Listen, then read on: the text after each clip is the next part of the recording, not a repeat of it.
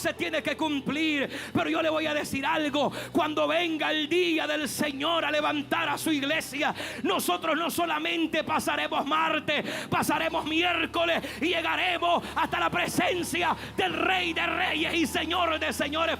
Iglesia, la promesa está vigente. Él no retarda su promesa. La promesa sigue activa.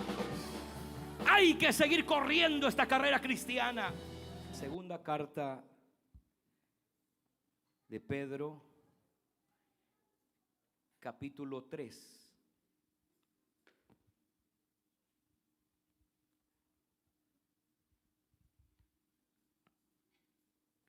Glorioso Jesús.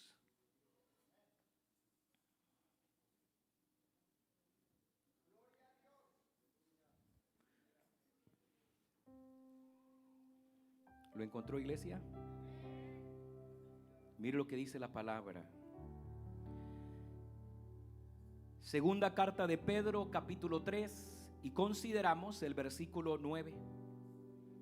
Y dice: para la gloria de Dios, el Señor no retarda su promesa,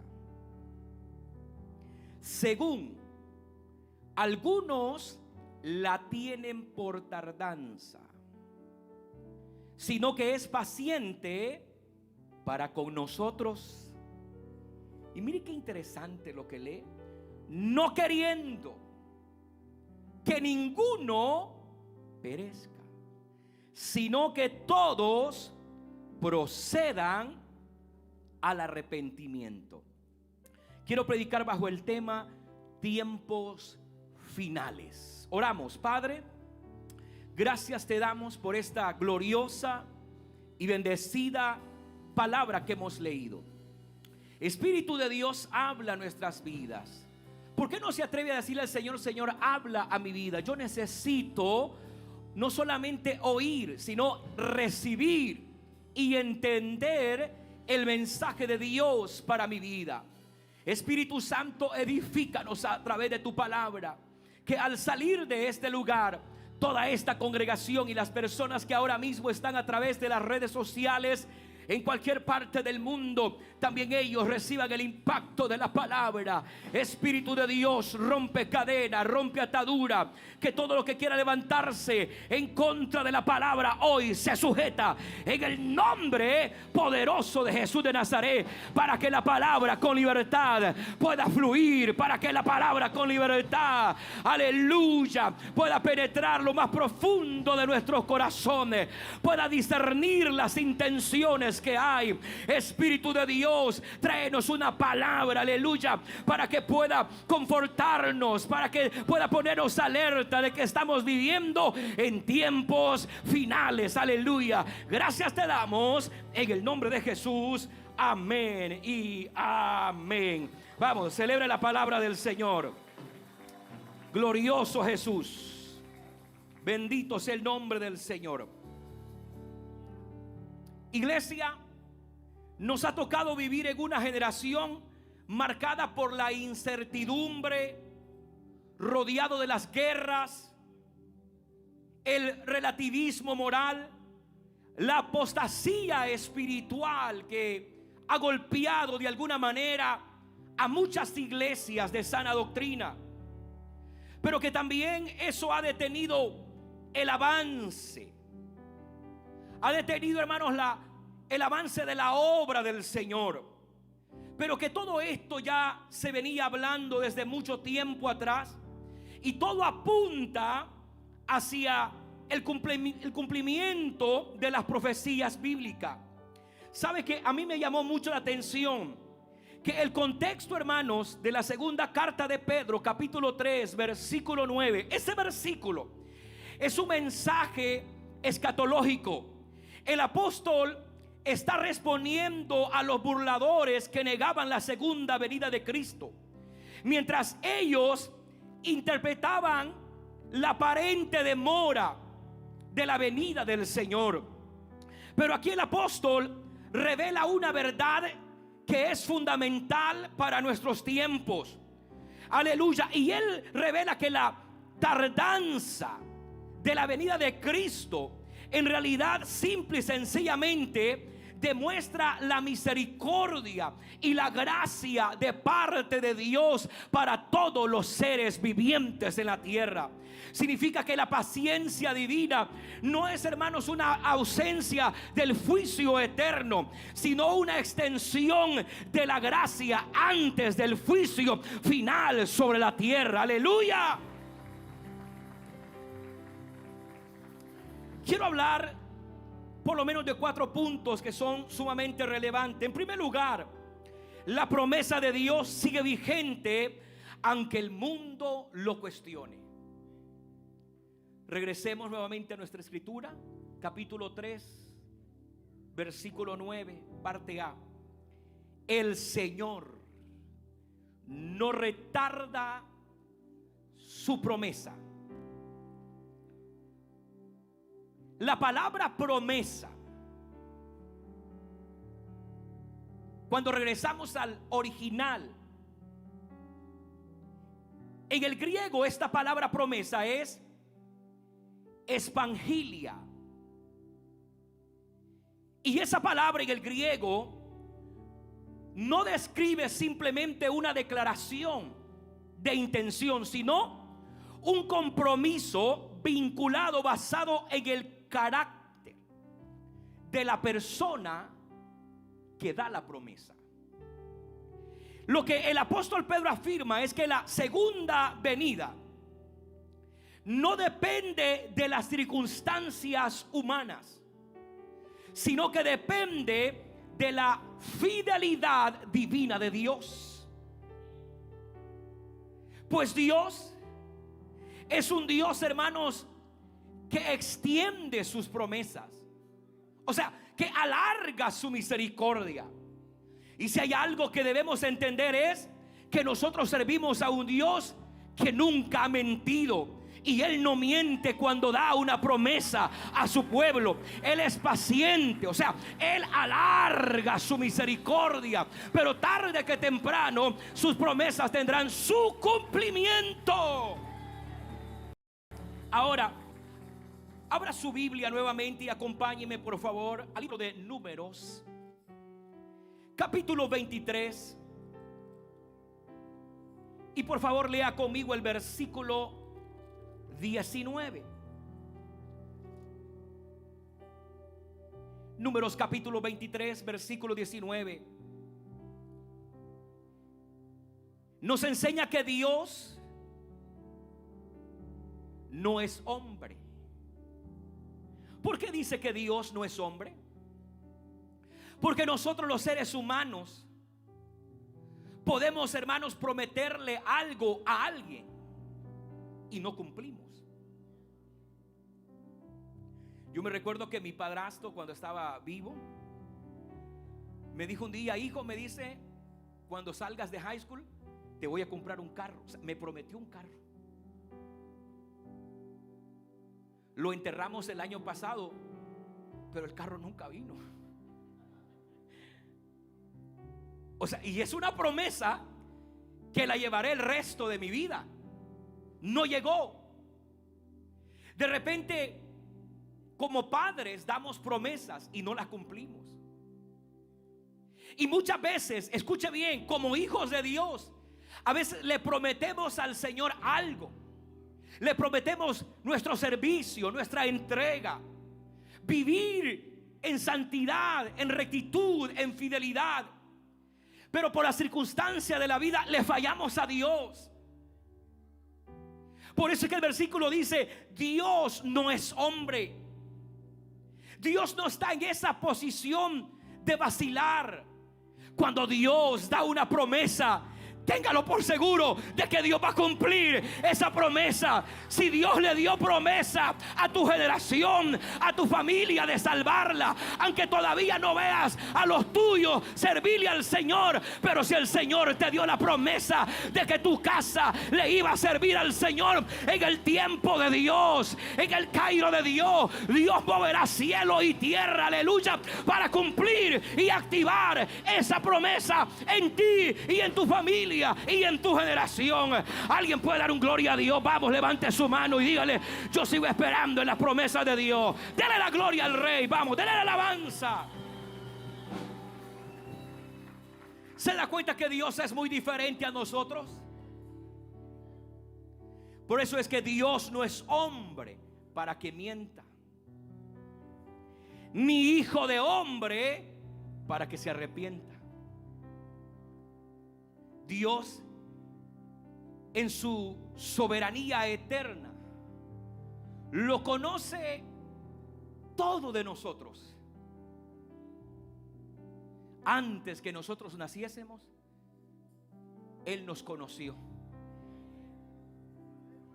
Por eso no es necesario estar leyendo el periódico e ir, ¿verdad?, a los símbolos de la astrología. Y algunos buscan, ¿verdad?, ¿qué es lo que tiene junio para mí? Ay, hermanos, usted no necesita nada de eso.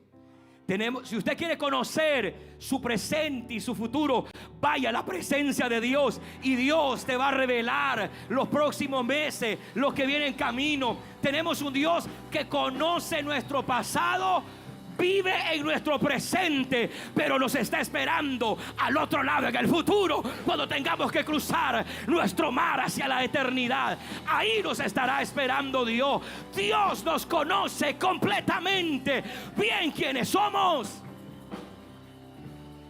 Ahora, regresemos a la palabra y vayamos a la carta a los Hebreos, capítulo 6, rápidamente. Capítulo 6, y leamos el versículo 18.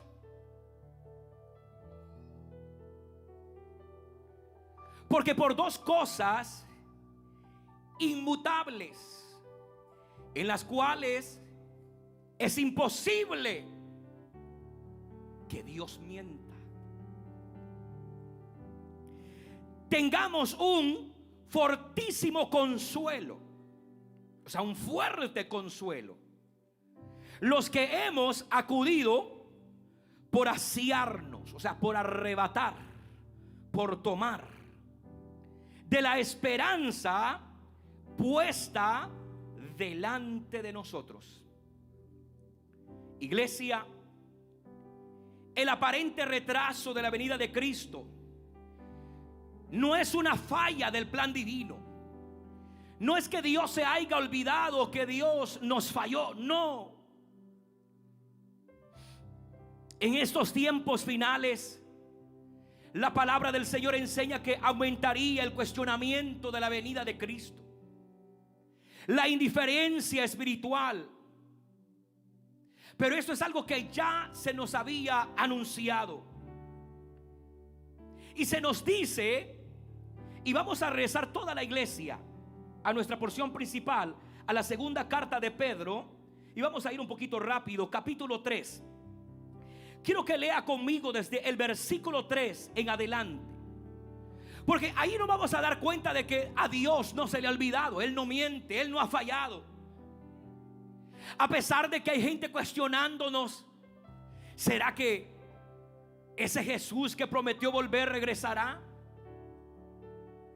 Pero la palabra nos enseña que Él no nos ha mentido, sino que la misericordia de Dios, la gracia de Dios se ha extendido para que no solamente nosotros alcancemos, hermanos, la vida eterna, sino que miles y millones de personas en el mundo entero, en este tiempo final de la gracia, también ellos sean alcanzados por las buenas nuevas del evangelio de Jesucristo. Aleluya. Versículo 3. Si tiene un amigo, léalo con él, por favor. Ayúdele a compartir la palabra. Versículo 3 del capítulo 3 de la segunda carta de Pedro. Sabiendo primero esto, no segundo, sino primero, que en los postreros días, que son estos que estamos viviendo, vendrán burladores. O sea, personas que van a venir para cuestionar, personas que van a acercarse a nosotros para sembrar una semilla de duda. Burladores, andando según sus propias concupiscencias. Versículo 4. y diciendo: ¿dónde está la promesa de su advenimiento? Esa palabra advenimiento significa: ¿a dónde está la aparición de su venida o su regreso?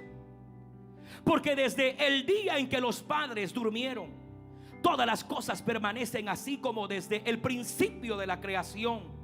Versículo 5: estos ignoran voluntariamente, o sea, se les predica, están viendo las señales, pero ellos ignoran voluntariamente que en el tiempo antiguo fueron hechos por la palabra de Dios. Escuche: los cielos y también la tierra, que provienen del agua y que por el agua subsisten, por lo cual el mundo de entonces pereció anegado en agua. Pero los cielos y la tierra que existen ahora están reservados, mire qué lindo, por la misma palabra, guardados para el fuego en el día del juicio y de la perdición de los hombres impíos. Pero mire el consuelo de Dios de la promesa en el versículo 8: mas, oh amados, no ignoréis esto, que para el Señor un día es como 1000 años, y 1000 años como un día. El Señor no retarda su promesa, según algunos tienen por tardanza, sino que es paciente para con nosotros, no queriendo que ninguno perezca, sino que todos corran, o sea, procedan al arrepentimiento. Pero dice el apóstol Pedro: pero iglesia, sabe que el día del Señor vendrá como ladrón en la noche, en los cuales los cielos pasarán con gran estruendo, y los elementos ardiendo serán deshechos, y la tierra y las obras que hay en ella serán quemadas.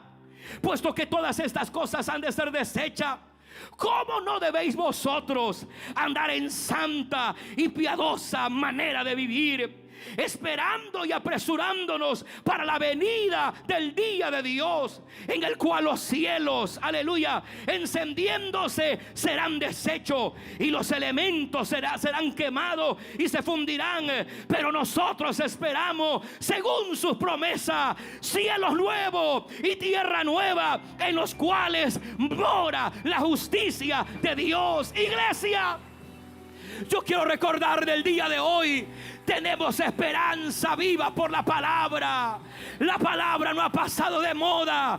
El cielo, la tierra van a pasar, las modas van a pasar, la juventud va a pasar, las canas van a pasar, pero hay algo que permanece hasta el último día, y es la palabra, es la palabra, es la palabra, es la promesa de Dios. Alguien puede celebrar un poco mejor la palabra. Vamos, atrévete a celebrarlo. La palabra es vida, la palabra es pan para el hambriento, la palabra es medicina para el enfermo, pero también la palabra es agua para el sediento. Si usted vino con sed, llénate de la palabra. Si veniste hambriento, come la palabra. Si veniste enfermo, aquí está el Dios que sana, aquí está el Dios que cura. Por su llaga fuimos nosotros curados para la gloria de Dios. Alguien puede levantar su mano y celebrarlo. Vamos, celébralo, celébralo, aleluya. Oh, gloria sea su nombre. Queridos hermanos, Satanás intenta producir duda en el cristiano, porque la duda no viene de Dios.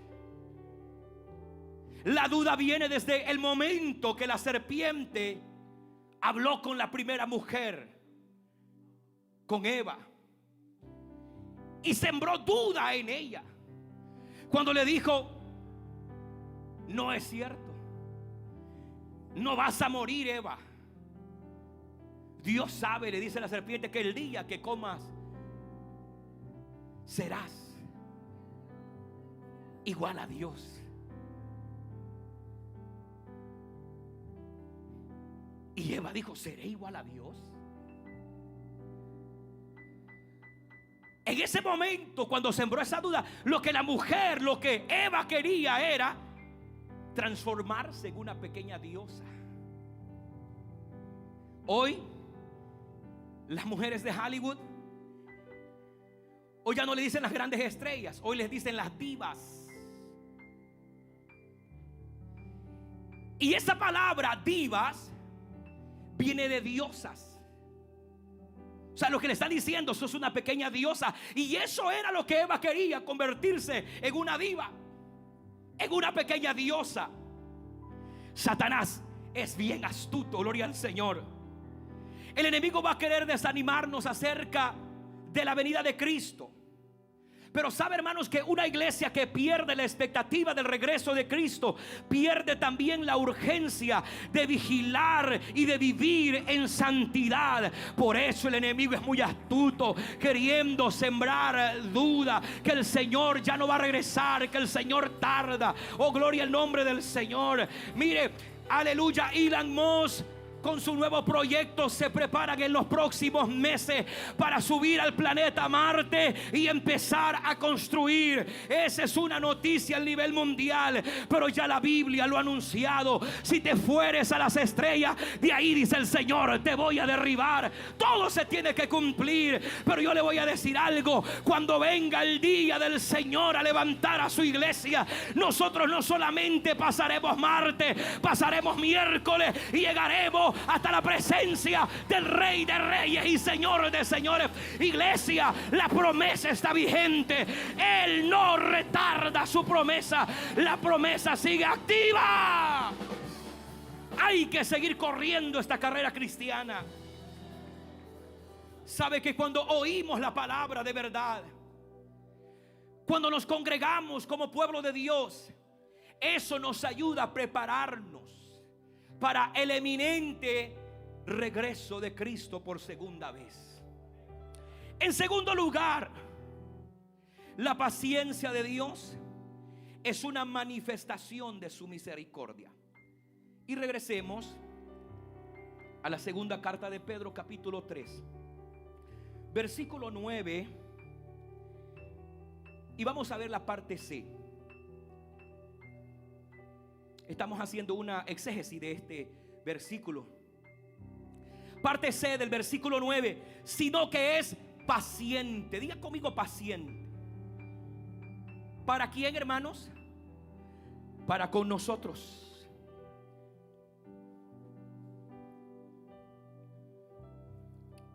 La palabra paciente tiene un significado muy peculiar en el griego, y es la palabra macrotimeo, paciente, y se divide en dos partes. Macro significa largo.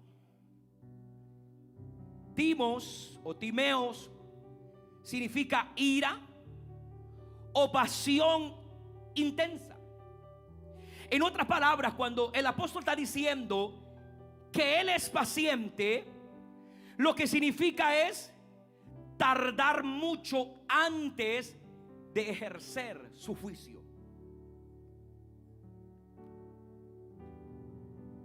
Y lo que Dios le está diciendo al mundo: mi juicio viene en camino, pero mi paciencia está por encima de los juicios.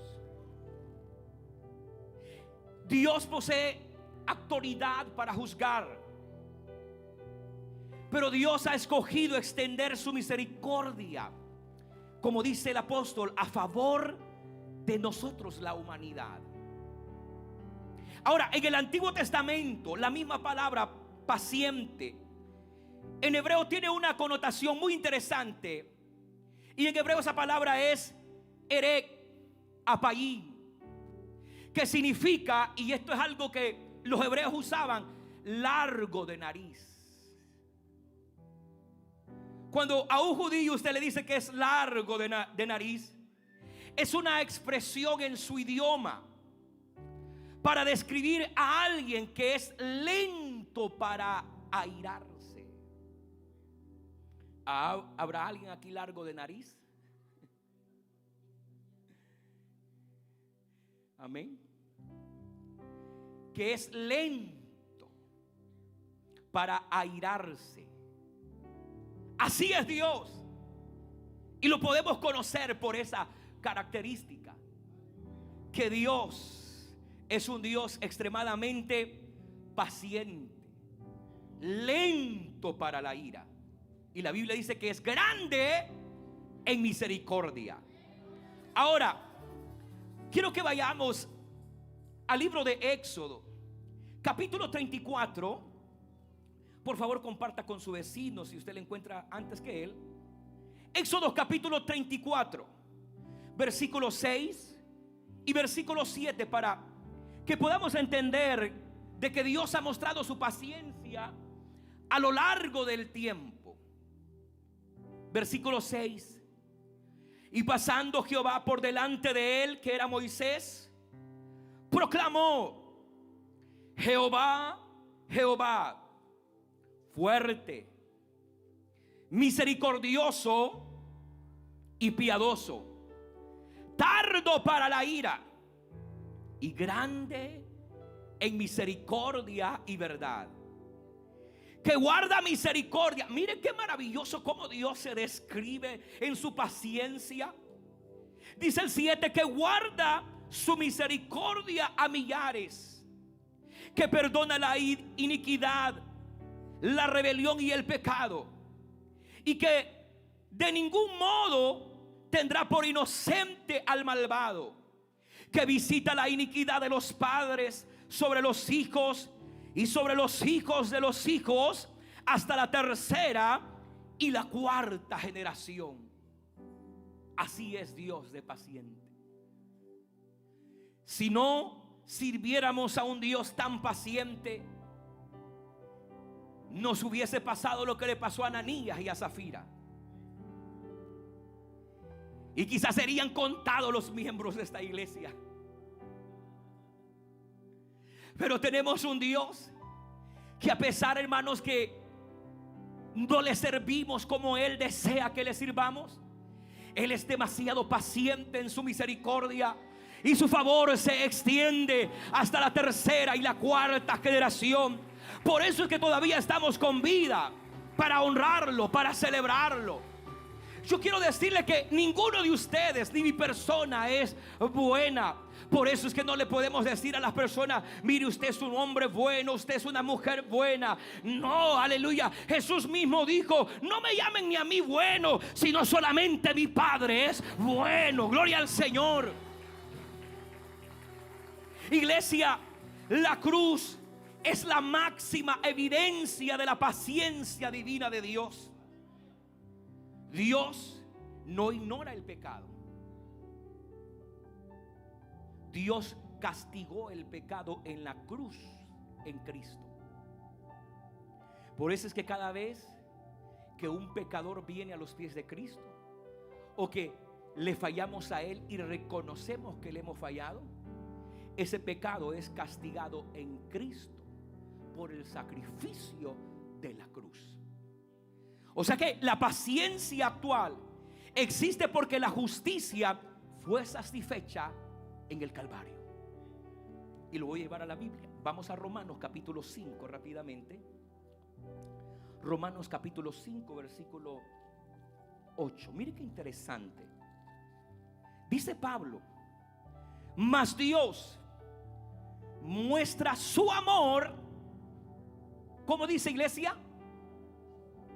Para con nosotros. ¿No se siente esta tarde como abrazado por Dios? A pesar de que Él nos está exhortando a través de la palabra, pero esa exhortación viene como un abrazo de parte de Dios, como diciéndonos: es cierto, esta semana no fuiste fiel, esta semana fallaste en alguna manera, pero el Señor nos dice: pero yo muestro, aleluya, mi amor para con ustedes, en que aún siendo pecadores, Cristo murió por nosotros en la cruz del Calvario. Oh, por eso el día de hoy podemos proclamar que solamente a través de Cristo podemos alcanzar su favor, su misericordia, su paciencia y su perdón, iglesia. Cada día que el juicio de Dios no ha llegado, es una nueva oportunidad para venir a Cristo. Cada amanecer es una extensión de la gracia de Dios. Cada latido es una invitación para que el hombre y la mujer corran, hermanos, a un arrepentimiento. Esa es la idea de Dios, de ser paciente. Que el hombre y la mujer corran a la cruz, abracen al caballero de la cruz y le digan: aquí vengo, cansado, cargado de la vida, pero el Señor dice: yo os haré descansar. Gloria es el nombre del Señor. ¿Cuántos hemos estado descansando en el Señor? Iglesia, si vamos a descansar, que sea en la presencia del Señor. En tercer lugar, el deseo redentor de Dios. Dios tenía un deseo, y el deseo de Cristo en la cruz era redimirnos. Vamos a regresar a la segunda carta de Pedro, capítulo 3, y vamos a leer la parte D.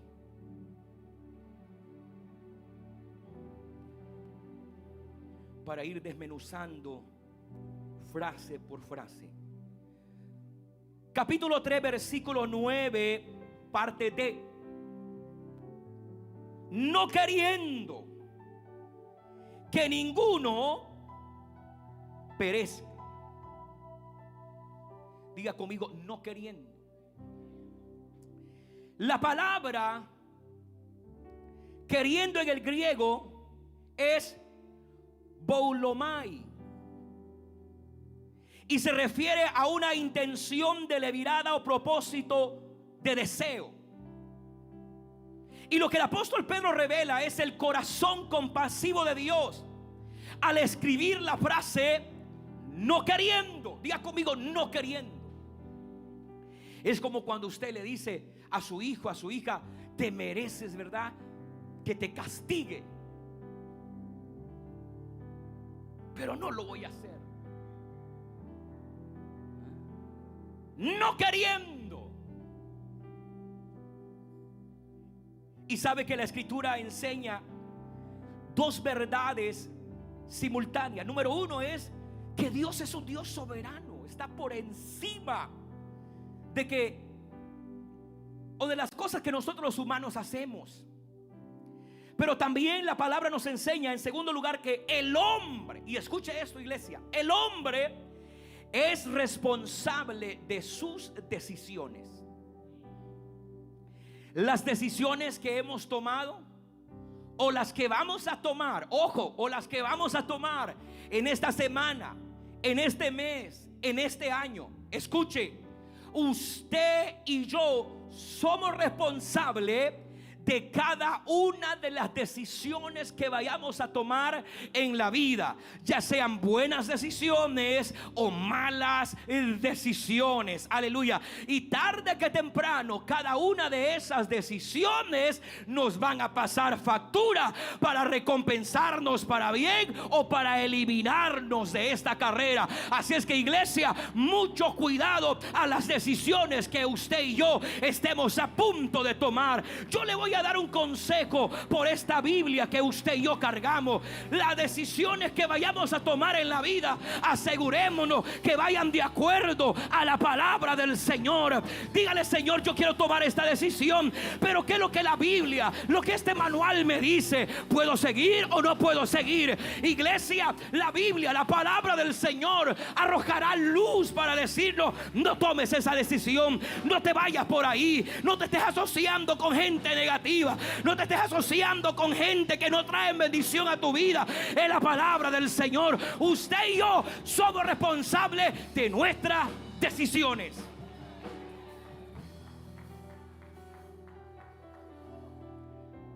¿Sabe que Dios llama a todo hombre a que la mejor decisión en la vida es venir a un arrepentimiento con Él? Vamos a la Biblia. Libro del profeta Ezequiel, capítulo 33, versículo 11. Recuerde que el domingo para muchos de ustedes es el día de quitarle el polvo a su Biblia. Desde aquí yo escucho algunas hojas que están pegadas. Cuando usted escucha así, pues, que suena, están pegaditas todavía en la Biblia. Sí. ¿Lo tiene versículo 11? Diles: vivo yo, dice Jehová el Señor, que no quiere la muerte del impío. ¿Se da cuenta, amigo o amiga que está acá, que Dios no quiere tu fracaso? Dios no quiere que vivas en derrota, sino que el día de hoy puede ser un buen día para tu restauración espiritual. Porque Él no quiere la muerte del impío, sino que se vuelva el impío de su camino y que viva.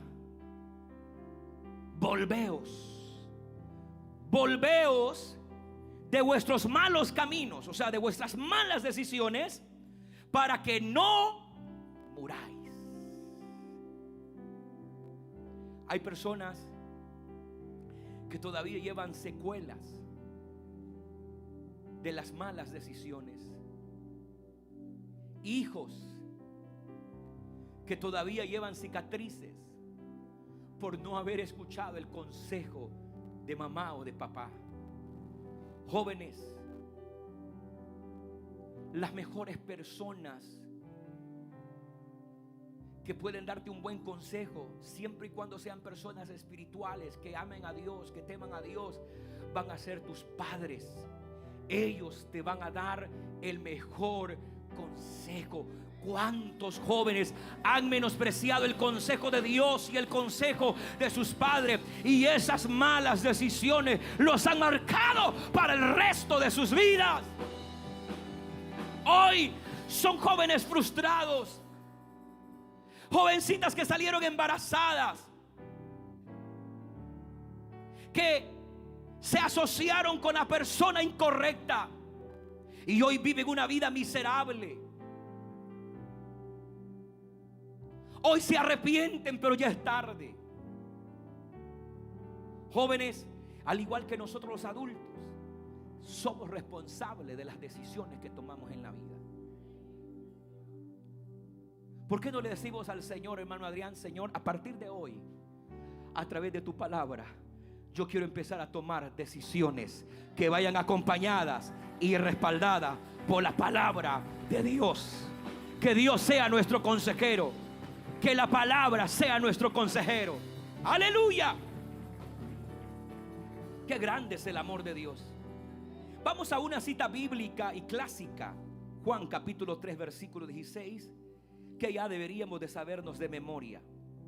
Porque de tal manera amó Dios al mundo, que ha dado a su Hijo unigénito, para que todo aquel que en Él cree no se pierda, mas tenga vida eterna. Esos dos versículos nos arrojan luz a través de la palabra de que tenemos un Dios que no quiere, que no desea el fracaso eterno de ninguno de nosotros, sino que el profeta Ezequiel dice que mejor nos volvamos a Él, que el impío escuche el mensaje de que Dios no quiere la condenación del impío, sino que el impío sea salvo. Gloria al Señor. Y que nos volvamos de nuestros malos caminos, de nuestras malas decisiones, para no morir. Y eso cierra Juan 3:16, para que todo aquel que en Él cree no se pierda, mas tenga vida eterna.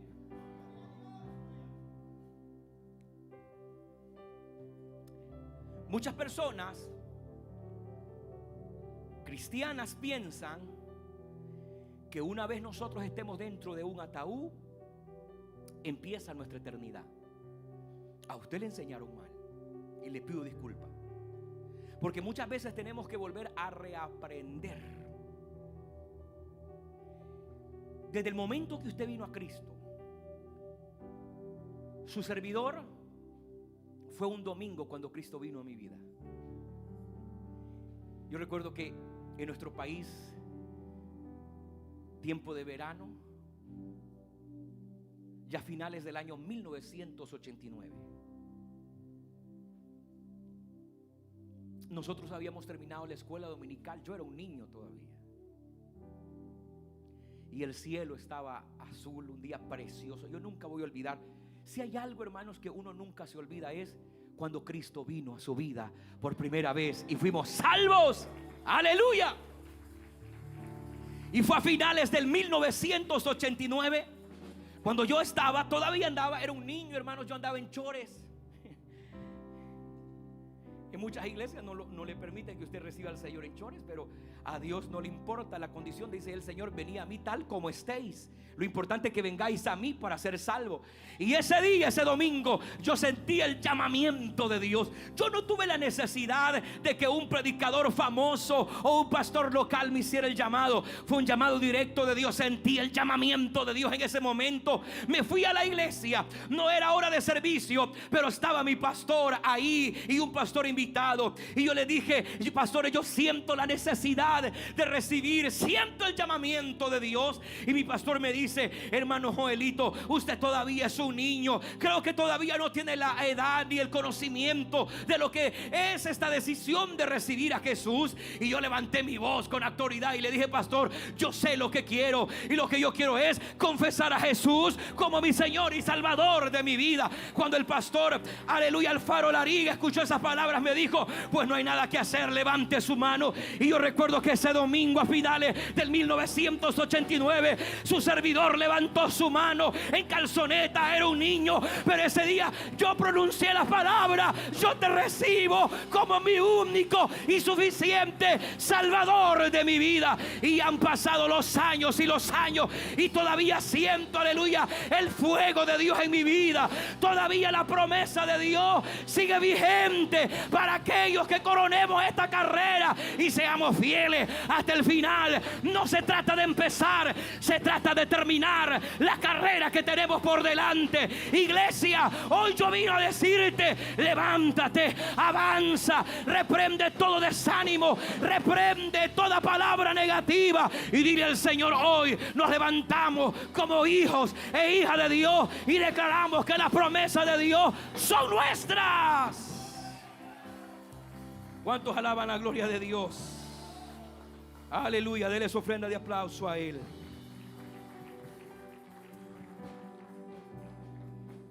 Regresemos a la última frase del versículo 9, parte D. Ya vimos no queriendo, pero esa última frase D termina diciendo: que ninguno perezca. Diga conmigo: que ninguno perezca. ¿Se entiende o no se entiende? Que ninguno. O sea que la idea de Dios es que todos los seres humanos, ricos, media clase, clase baja, todos seamos salvos. El mundo nos mide por lo que tenemos, por lo que hemos alcanzado, pero Dios no hace indiferencia. Dios nos ve igual a todos. Dios nos ve como su creación, como una humanidad que fuera de Dios nos convertimos como un pez sin agua.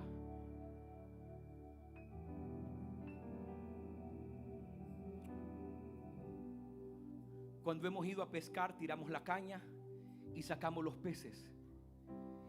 Esos primeros segundos, hermanos, de ese pez, yo el otro día sentí que estaba dentro del corazoncito de ese pez, como saltaba, queriendo volver a las aguas, porque es la vida de él, el agua.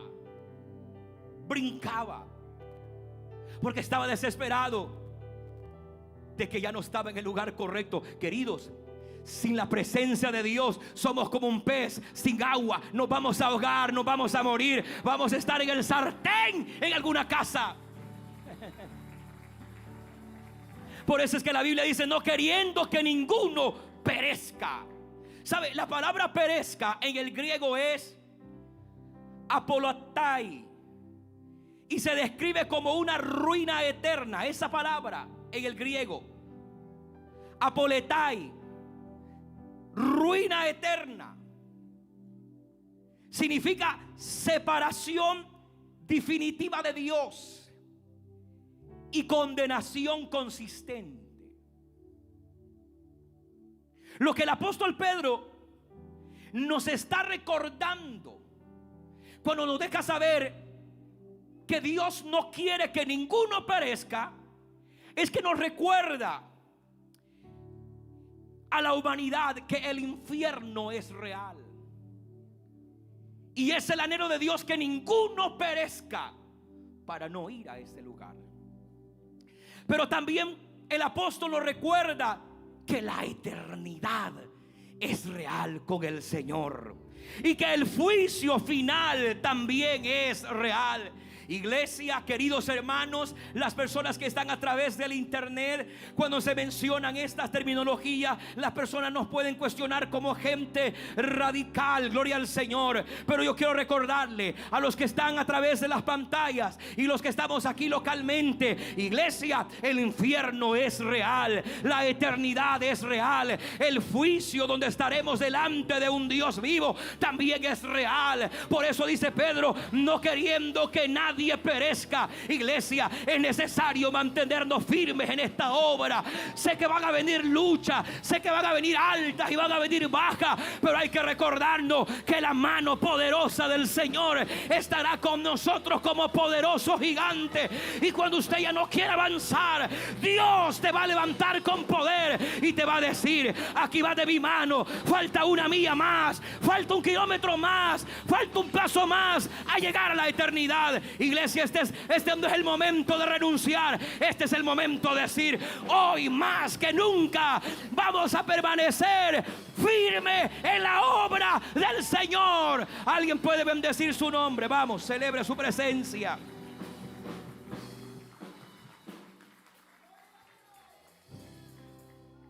Y precisamente por eso es que la paciencia de Dios es extraordinaria. Sabe que Dios no disfruta la condenación del pecador. El imperio romano disfrutaba ver a los primeros cristianos de la iglesia primitiva ser devorados por las fieras, por los leones.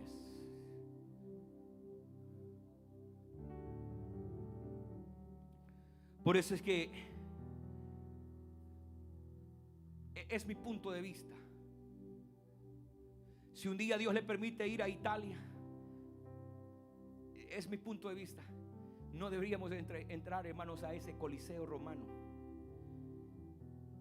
donde miles de hombres de Dios fueron echados para ser devorados.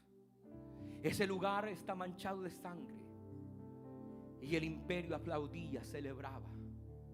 Pero tenemos un Dios que no disfruta la condenación del pecador. Por eso hoy Dios nos recuerda, yo sigo con los brazos abiertos.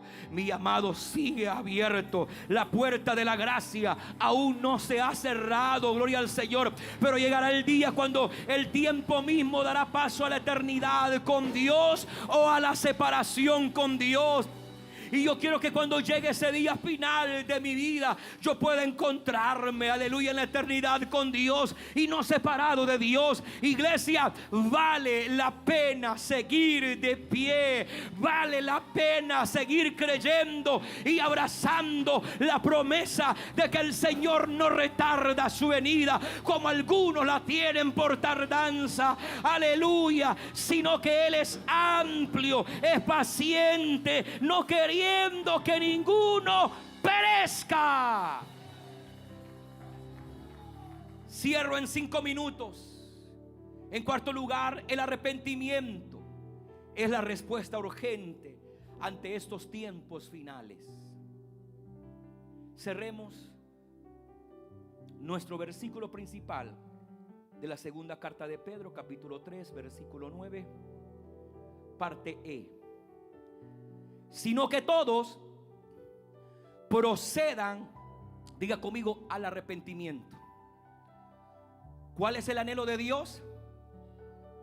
Que todos procedan, o sea, avancen, tomen la decisión de correr, de ir al frente a un arrepentimiento. Ese es el anhelo de Dios. ¿Sabe que la palabra griega para arrepentimiento es metanoia? Y se divide en dos. Meta, que es cambio. Nous, mente. Y el mensaje anterior yo hablaba sobre el deseo de que nuestra mente sea renovada, transformada a la mente de Cristo. Entonces, cuando las personas tienen un arrepentimiento, tienen una metanoia, que significa cambio profundo de mente que produce transformación de vida. Metanoia, cambio profundo de mente que produce transformación de vida. Arrepentimiento no es sentir remordimiento por dentro. Dice que cuando Esaú había vendido la primogenitura a su hermano Jacob, lloró, derramó lágrimas de remordimiento. Pero esas lágrimas Dios las vio como lágrimas de cocodrilo. No tocaron el cielo. Entonces, metanoia o arrepentimiento no es un sentir de remordimiento, sino una reorientación radical que nos dirige hacia Dios. En otras palabras, arrepentimiento es cuando el ser humano se da una vuelta de 180 grados. Yo estoy viéndolos acá, pero una vuelta de 180 grados es que yo le doy la espalda al pecado, al mundo, y le pongo la mirada al maestro y le digo: de aquí en adelante tú vas a ser mi maestro, tú vas a ser mi guía, tú vas a ser mi Señor, tú vas a ser mi Dios, tú vas a ser mi Salvador. ¡Aleluya! Arrepentimiento, un cambio de transformación de vida. Pero ¿sabe que arrepentimiento en el Antiguo Testamento, en el hebreo, es shuv? S-H-U-V. Y esa palabra hebrea shuv significa, nótese, volver, regresar o dar la vuelta. O sea, tiene una definición más profunda todavía. ¿Sabe, iglesia, que el arrepentimiento bíblico implica abandonar el pecado? Y qué lástima es que se prediquen estos mensajes y las personas todavía tienen un pie en el mundo y uno en la iglesia.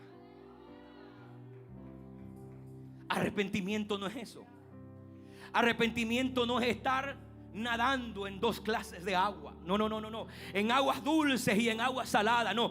Dios te quiere en una sola posición. Y Él te quiere viendo al blanco, al perfecto. Aleluya. Cuando tú empiezas a poner la mirada a la derecha y a la izquierda, empiezas a salirte del propósito de Dios. Cuando empiezas a escuchar, aleluya, al mundano, a la mundana, a los pecadores, aleluya, que quieren descontrolarte, desanimarte, significa que has dejado de mirar a Dios como Pedro y estás empezando a hundirte. Iglesia, arrepentimiento significa abandonar el pecado y regresar a tener comunión con el Dios del cielo. Eso es un verdadero arrepentimiento.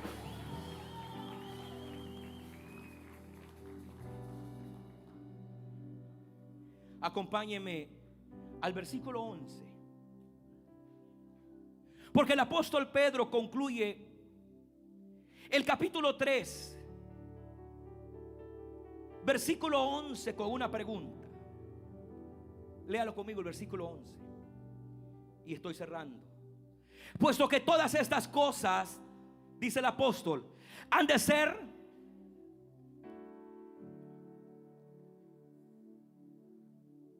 por lo usual en un cumpleaños se usan utensilios que son desechables, ¿sí o no?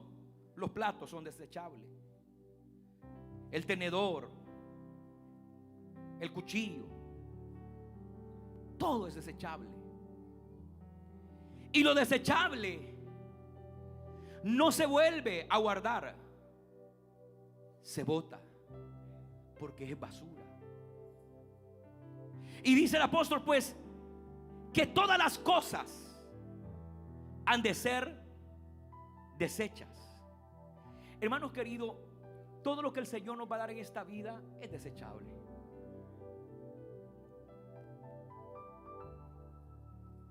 Los carros llegan a un momento donde ya no funcionan. Las casas llegan a un momento donde quizás algunos vienen a hacer una carga. Todo lo que tenemos, incluso este cuerpo, es desechable. Es del polvo y regresará al polvo.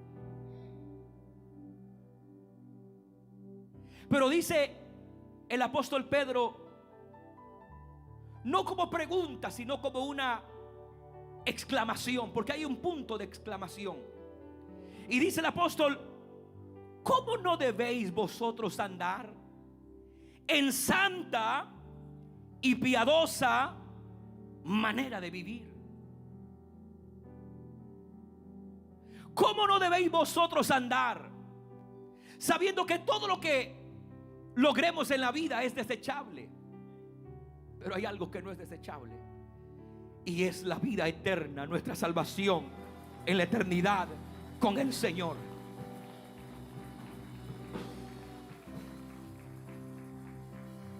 Como iglesia debemos, hermanos, seguir esperando,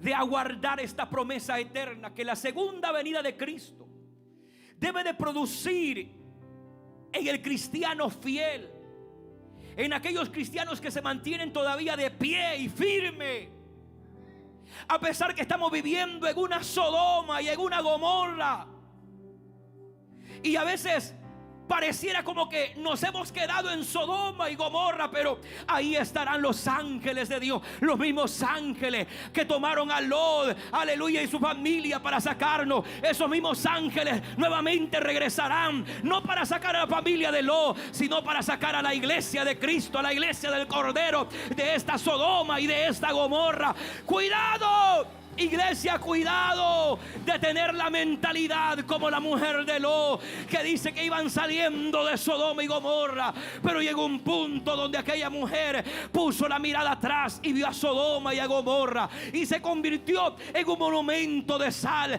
Dios no quiere monumentos, gloria al Señor. Dios quiere hombres y mujeres que le sigamos creyendo al Señor, que sus promesas son verdaderas y son amén.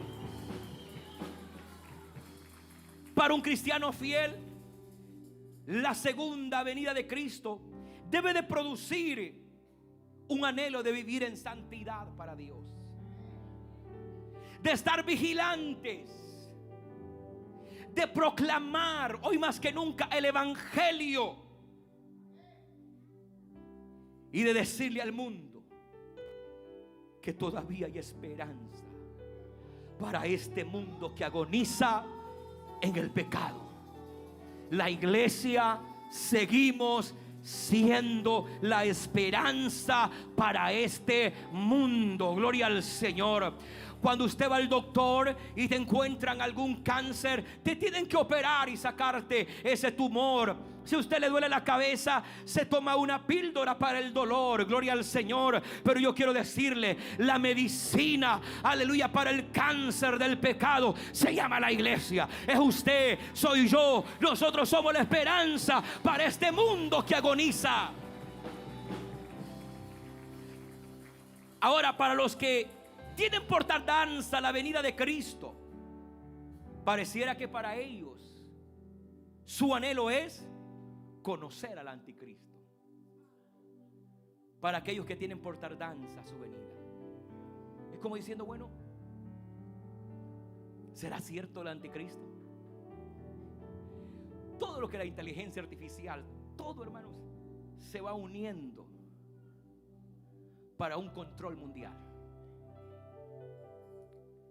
Y se espera que para el año 2028, no más tardar del 2030, según la agenda mundial, el mundo tenga una sola moneda. Y yo ya lo puedo ver que eso ya viene en camino. ¿Y qué significa eso? Que el mundo será controlado por lo que ellos le han llamado de hace muchos años atrás el nuevo orden mundial, que no es nuevo, es una agenda que ya lleva años. El nuevo orden mundial, incluso en los dólares verdes, ahí está en la parte de atrás, ahí dice nuevo orden mundial. Lo dice en inglés y lo dice en letras de latín en la parte de atrás de nuestros billetes verdes. Quizá usted no sabía, ahí está, véalo. Pero Dios quiere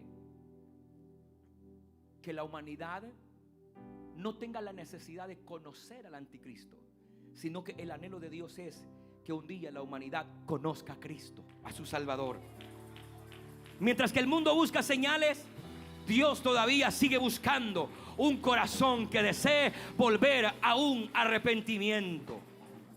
Por eso es que el capítulo 3, versículo 9 de la segunda carta de Pedro nos presenta 4 realidades para estos tiempos finales. Número 1, que la promesa de Cristo permanece firme. 2, que la paciencia de Dios tiene propósito. 3, que el corazón de Dios sigue llamando a los pecadores. Y número 4, el arrepentimiento es la respuesta para el mundo de hoy. Y no debemos pasar por alto que la gracia presente no durará, hermanos, para siempre. La gracia de Dios no es eterna. Este tiempo de gracia es un tiempo corto. Y es un tiempo, yo le llamo, el tiempo de gracia le llamo como un tiempo extra. Yo me recuerdo en mi país había no sé si periódico o canal de televisión que decía el extra, ¿verdad? O el extra tiempo. Entonces la gracia es un extra tiempo que tarde que temprano va a durar. Pero que la misma paciencia que hoy nos ofrece salvación será la justicia que mañana nos juzgará a nosotros y al mundo entero. Cuando Cristo vino por primera vez, vino como cordero, pero Él volverá la segunda vez como rey y como juez. Iglesia, cierro diciendo, este es un tiempo de volvernos a Dios. Este no es un tiempo de estar vacilando entre dos pensamientos, ¿sigo o no sigo? Este es el momento de decirle al Señor: Señor, quizás estemos cansados del camino, quizás nos hagan falta fuerzas nuevas, pero estamos en el lugar correcto, donde Dios quiere renovar nuestras fuerzas. Dice el profeta Isaías en el 55:6: buscad a Jehová mientras pueda ser hallado, llamadle en tanto en que está cercano. Hoy lo podemos llamar, hoy nos podemos acercar a Él, pero llegará un momento donde, queramos o no, tendremos que acercarnos a Él para ser juzgados según lo que hayamos hecho aquí en la tierra, para una eternidad con Él o para una eternidad separados de Él. Queridos, usted y yo tenemos la decisión. Usted toma la decisión de reunirse con Él para una eternidad o estar separado de Dios eternamente. Cierre sus ojos. Padre, gracias te damos por tu palabra. Quiero que tome unos 30 segundos para decirles: acompáñanos junto a tu familia y amigos a nuestras reuniones familiares, tu punto de encuentro con Dios, donde juntos adoramos al Señor, escuchamos su palabra y fortalecemos nuestra fe. Como dice la Biblia, día tras día, en el templo y en los hogares, seguimos hablando de Jesús. Siempre hay un lugar para ti. Estamos en el DMV, cerca de ti. Somos Iglesia Cristiana CME. Somos más que una familia.